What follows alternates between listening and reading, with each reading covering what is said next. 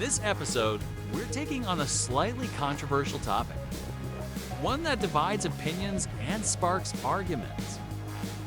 Is the European Union killing cars?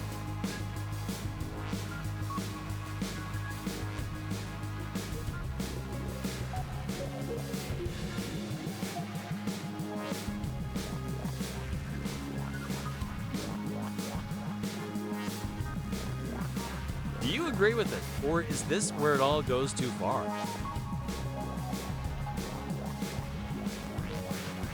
Welcome to Nobody Drives. Like, subscribe, and comment for more. Let's start. So, the European Union, home of haute couture, questionable cheeses, and a bureaucratic obsession with making your life as difficult as possible. Their latest masterpiece? A full-scale, undeclared war on the very thing that made Europe's roads exciting, the internal combustion engine. Let's be brutally honest here. This isn't a war on pollution. If it were, they'd be looking at container ships, industrial farming, or maybe the private jets flying into Brussels for the climate conferences. No, this is a targeted assassination of the engine itself. It's a crusade against pistons, crankshafts, and anything that makes a noise more interesting than a high-tech refrigerator. Remember naturally aspirated engines? You know, the ones that breathed freely and sang a glorious song as the revs climbed. They're gone, extinct.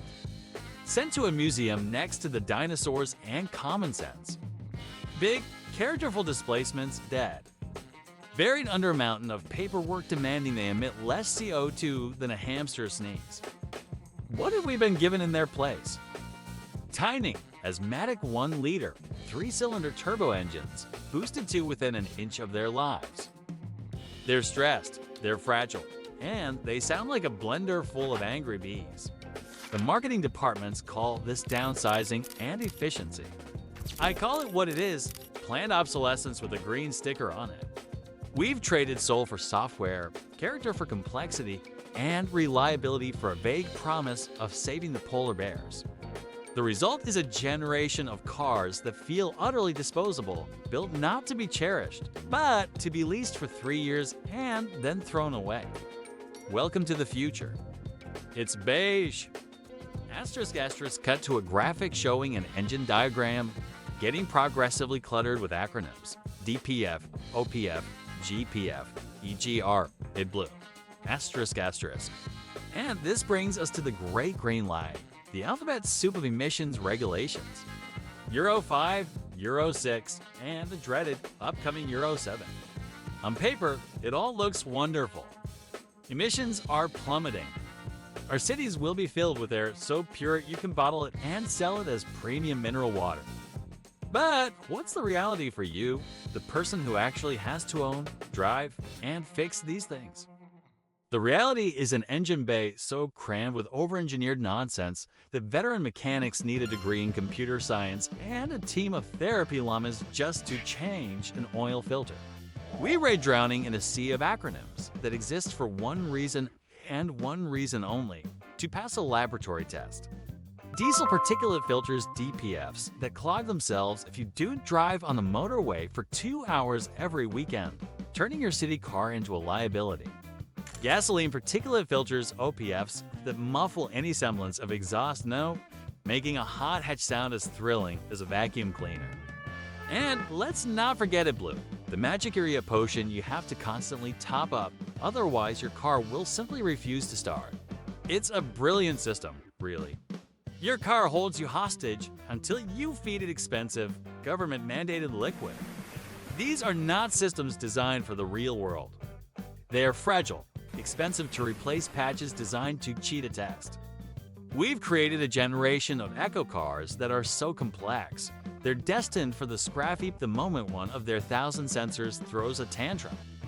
A car that requires monumental resources to build and then dies an early death is not ecological. It's just expensive garbage. ** split screen. On one side, a montage of American muscle cars, Australian V8 utes, and large Japanese SUVs driving freely. On the other side, a cramped European street with a tiny electric car struggling to find a charger. Asterisk asterisk, but here's where the story moves from tragic to utterly farcical, the staggering global hypocrisy.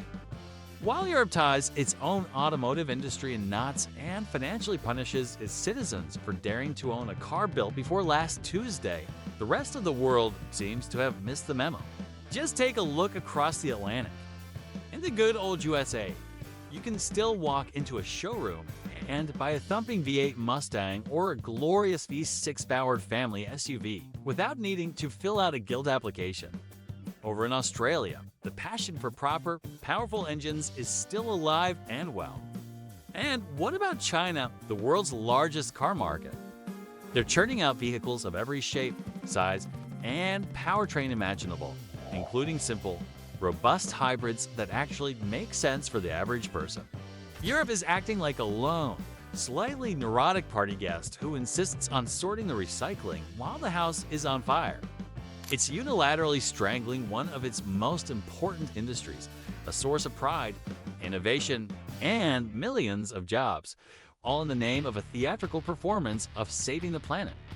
They're patting themselves on the back for creating the world's most virtuous cars, while the rest of the world looks on, shrugs, and keeps on driving.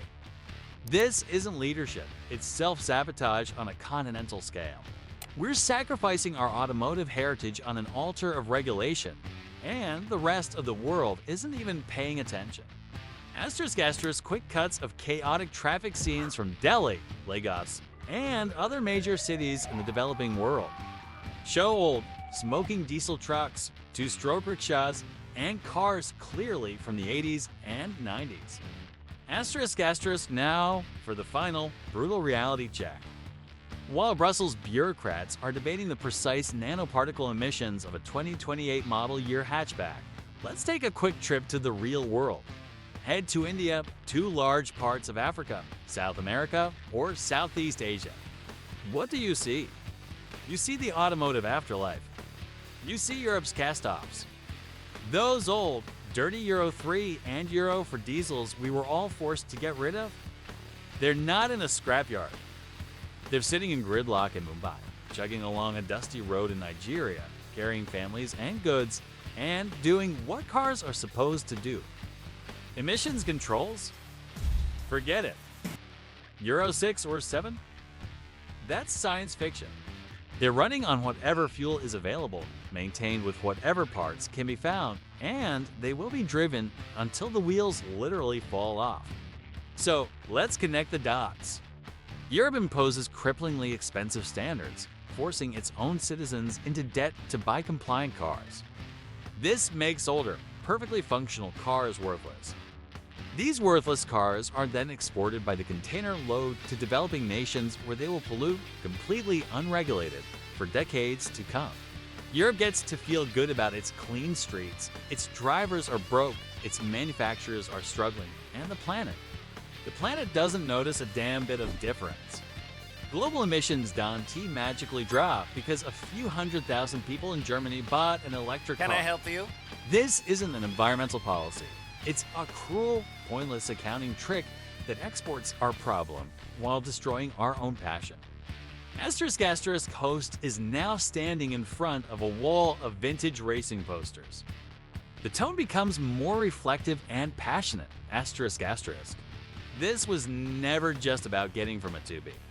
For over a century, the car was a symbol of freedom, a masterpiece of mechanical engineering, and an object of passion. It was the sound of a cold start on a winter morning, the satisfaction of a perfect gear change, the smell of oil and petrol in your own garage. It was about the bond between human and machine. Cars had character, they had flaws, they had a soul. They were something you could understand, work on, and form an emotional connection with. That's the culture the EU is systematically erasing. They are turning cars into silent, heavy, and soulless appliances on wheels. They're becoming like smartphones or washing machine sealed units that you use. You don't own in any real sense, and you replace when the manufacturer tells you to. They are numb, detached, and brutally expensive. The EU isn't just killing the internal combustion engine, it's killing the very idea of the automobile as we knew it. It's killing the joy of driving, the The culture of the Sunday mechanic, the pride of ownership, and the emotional spark that made millions of us fall in love with cars in the first place. And for what? So a handful of politicians can claim they did something, while the real problems and the real polluters carry on completely untouched. They're not just killing cars. They're killing a part of who we are. Thanks for watching Nobody Drives. Like, subscribe, and see you next time.